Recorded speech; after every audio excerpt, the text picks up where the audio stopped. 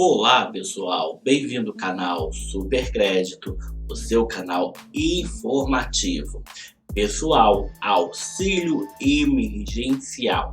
Bolsonaro fala em pagar 4 parcelas de R$ 250 na nova rodada.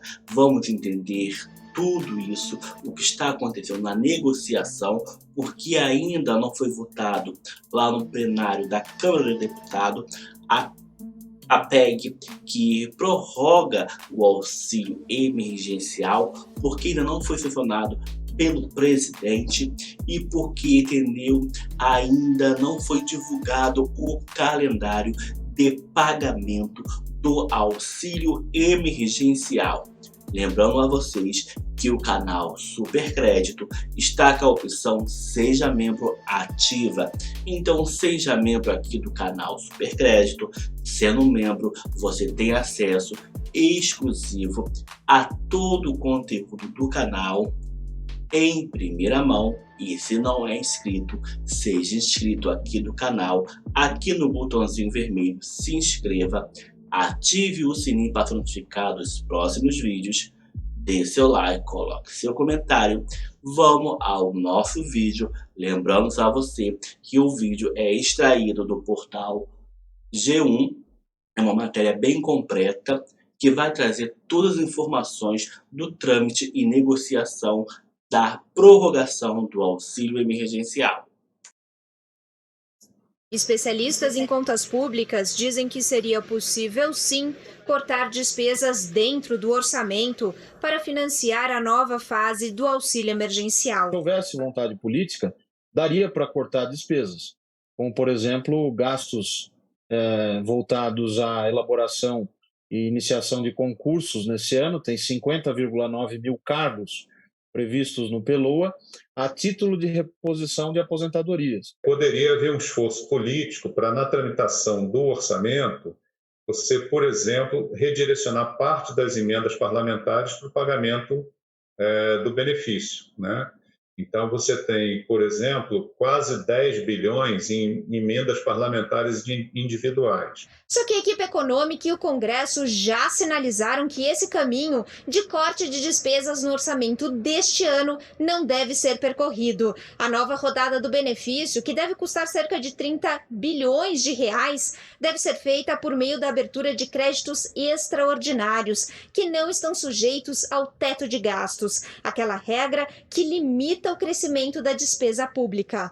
A ideia é unificar as chamadas PEC emergencial e PEC do Pacto Federativo e inserir nesse novo texto uma cláusula de calamidade. O mecanismo permitiria a suspensão de algumas regras fiscais e o aumento de gastos. Tudo isso de forma temporária e mediante contrapartidas, que ajudariam o governo a reorganizar as contas no médio prazo. O temor dos economistas, porém, é de que esse ajuste fiscal acabe ficando apenas na promessa. Isso porque a aprovação de uma PEC não é algo nada trivial. A proposta é discutida e votada em 2 turnos em cada casa do Congresso. E para ser aprovada, precisa de 3/5 dos votos de deputados e de senadores. O desenho que está se fazendo é de aprovar a despesa já e deixar uma promessa tênue que provavelmente não vai se realizar de ajuste para o futuro. O contexto em que nós temos, portanto, um nível de dívida pública muito maior, que nós temos uma economia ainda deprimida, com um nível de receitas públicas menor, é evidente que só podemos fazer esse tipo de movimento retomando e aprofundando o ajuste fiscal estrutural. Corpo em ação, né? Enquanto tem essa agilidade aí para a PEC da imunidade, tem outra PEC que não vai tão rápida assim, né? Não anda com tanta rapidez. A votação lá no Senado da PEC emergencial, que pode viabilizar um pagamento de uma nova rodada do auxílio que tem o nome de emergencial, significa que é urgente, né? Foi adiada para a semana que vem. Faltou acordo entre os líderes dos partidos porque o texto também abre a possibilidade de redução dos recursos que hoje são destinados à saúde e à educação. A PEC emergencial foi enviada pelo governo ao Congresso em novembro de 2019. A ideia era que essa proposta de emenda à Constituição apresentasse medidas para equilibrar as contas públicas federais. Mas uma proposta incluída na PEC acaba com a obrigação da União, estados e municípios de aplicarem um valor mínimo em saúde e educação. A Constituição diz que estados devem destinar 12% da receita à saúde e 25% à educação. Municípios têm de gastar 15% da receita com saúde e 25% com educação. E no caso do governo federal, o piso de gastos nas duas áreas não pode cair e ainda deve ser corrigido pela inflação do ano anterior. O relator da PEC, o senador Márcio Bittar, do MDB, defendeu a aprovação sem mudanças. Eu acho ruim que ela não seja votada como está apresentada. O Brasil tem que aumentar a dívida pública para atender pais e mães de família que precisam se alimentar? Tem. Mas, ao mesmo tempo, nós temos que aumentar a rigor fiscal? Sim. Não dá para os estados, municípios e a União continuarem agigantando os estados, a estrutura política administrativa, praticamente comendo a sociedade. Em nota divulgada ontem, o CONAS, Conselho Nacional de Secretários de Saúde, afirmou que é preciso previsibilidade de recursos, planejamento, infraestrutura, profissionais de saúde capacitados e sempre prontos para garantir o cuidado da população. E que a PEC em discussão traz o risco de retirar a garantia a dois direitos essenciais para o brasileiro: a saúde e a educação. Ao negar previsibilidade de recursos, ela tira do povo a conquista mais relevante social no Brasil prevista na Constituição Federal. A saúde é um direito de todos e dever do Estado. O presidente do CONSED, Conselho Nacional de Secretários de Educação, afirmou que se o texto for aprovado como está, haverá uma perda grande do que é investido hoje em educação. Algumas estimativas apontam para uma redução de 40% na fonte de financiamento para a educação, o que representaria alguma coisa como 90 bilhões de reais. E é por essa razão que o CONSED se posiciona contra a sua aprovação no Congresso Nacional.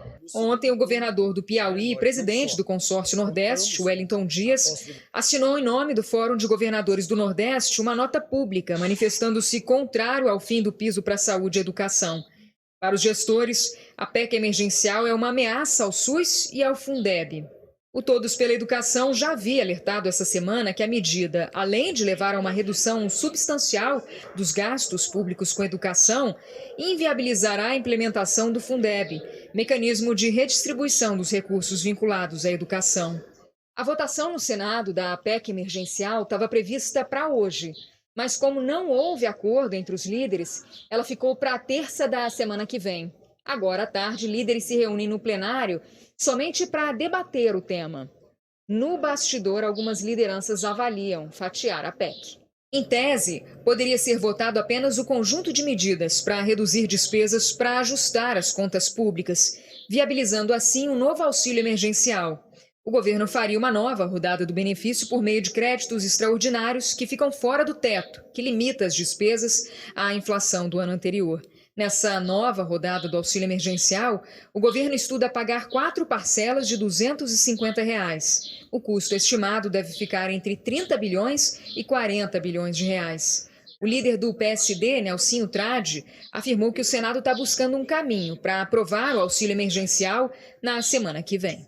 O projeto está para ser adequado diante da necessidade maior da aprovação da questão do que será destinado àquele que mais precisa referente ao auxílio emergencial.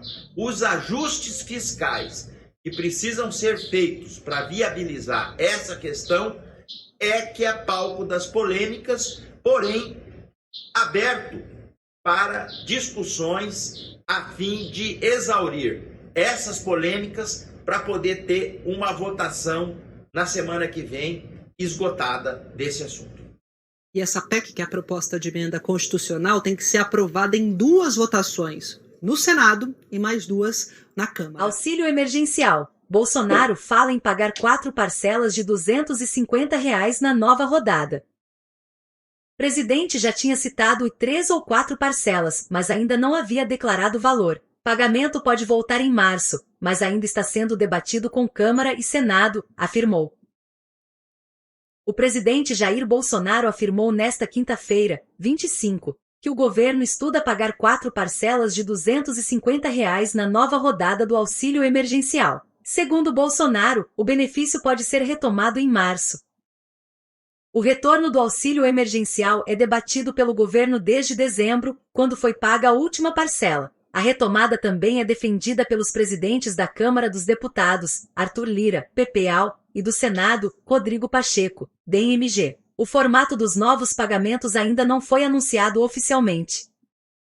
Eu estive hoje com o ministro da Economia Paulo Guedes. A princípio, o que deve ser feito? A partir de março, por 4 meses, é R$ 250 de auxílio emergencial. Então é isso que está sendo disponibilizado, afirmou Bolsonaro durante transmissão ao vivo em uma rede social.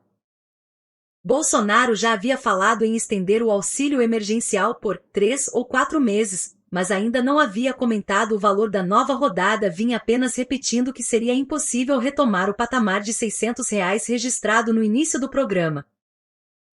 Na transmissão desta quinta, o presidente não informou de onde virão os recursos para custear essa nova rodada de benefícios, nem como esse gasto será encaixado no orçamento e nas metas fiscais de 2021.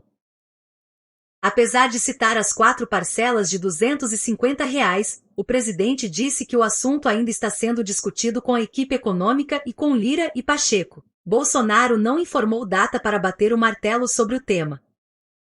Está sendo conversado ainda com, em especial, os presidentes da Câmara e do Senado, porque a gente tem que ter certeza do que nós acertamos, vai ser em conjunto, não vai ser só eu e a equipe econômica, vai junto com o legislativo também, para que na ponta da linha aquilo seja honrado por todos nós, disse Bolsonaro. No último dia 11, o blog no G1 da jornalista Ana Flor adiantou que o governo estudava pagar o auxílio por mais 4 meses com R$ 250 por parcela. No mesmo dia, o ministro Paulo Guedes afirmou em live que o governo poderia começar com R$ 250 e depois aterrissar em R$ 200 nas parcelas finais. Nesta quinta, Bolsonaro disse acreditar que a capacidade de endividamento do governo está no limite e que espera que após a nova rodada de pagamentos do auxílio emergencial a economia pegue de vez, pegue para valer. Pessoal, ainda teremos mais uma semana ainda de debates para a votação da PEC, que vai possibilitar, entendeu, a prorrogação do auxílio emergencial, e assim o presidente bateu o martelo e assinar e declarar a prorrogação do auxílio emergencial. O valor, ele citou aí, como você viu na matéria, antes ele não falava em valor, falava que seria pago entre 3 e 4 parcelas do auxílio emergencial. Ontem, na live dele, ele já falou que vai pagar 4 parcelas de R$ 250. Então, eu acredito que até quarta-feira, se nada mudar, o valor será mantido em R$ 250, mas muitos dizem que pode chegar até R$ 300. É uma cena de novela, entendeu?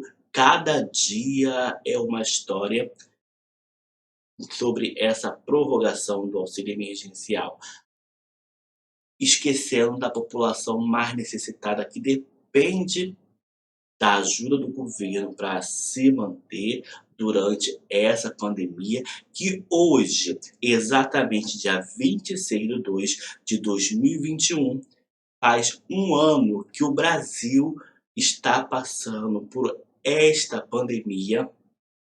E aqui no Brasil já morreu muita gente infectada, e não tem sinal de quando vai acabar esta pandemia.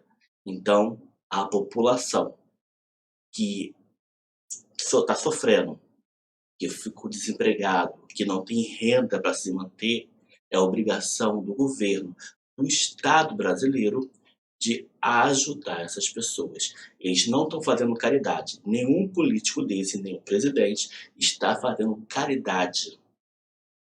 É a obrigação deles. Eles foram eleitos para ajudar a população, não encher o seu bolso de dinheiro. Vai dar tudo certo, entendeu? Eu acredito que quarta-feira, entendeu, seja batido o martelo, entendeu, seja decidido, entendeu, essa prorrogação do auxílio emergencial e que esse valor de R$250 eu sei que é muito pouco, mas já é uma luz no final do túnel. Ou se for 300, se for 400, se for R$600, melhor ainda, mas R$250 é melhor do que nada e vamos torcer que as coisas melhora o quanto antes. Não se esqueça de se inscrever aqui no canal Supercrédito, aqui no botãozinho vermelho, ative o sininho para ser notificado dos próximos vídeos, dê seu like, coloque seu comentário, fica com Deus, tchau, tchau.